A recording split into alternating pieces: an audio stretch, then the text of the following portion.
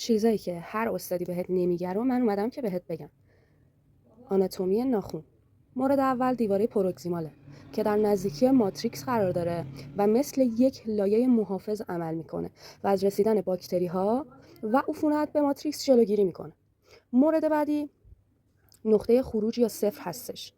نقطه خروج محل اصلی اتصال سایت وال هاست که در مواد گذاری نقطه اصلی تحمل فشار. یعنی چی؟ یعنی بیشترین موادتون باید در این نقطه باشه تا از شکستن ناخن جلوگیری کنه که باید با ضخامت مناسب باشه. مورد بعدی کوتیکول هستش بچه‌ها. کوتیکول چیه؟ کوتیکول یه پوست مرده است که محافظت میکنه از ماتریکس. اینجا نقطه کوتیکوله، اینجا دیواره پروگزیمال. نقطه خروجی در کنار خط لبخند، کنار سایت وال هستش.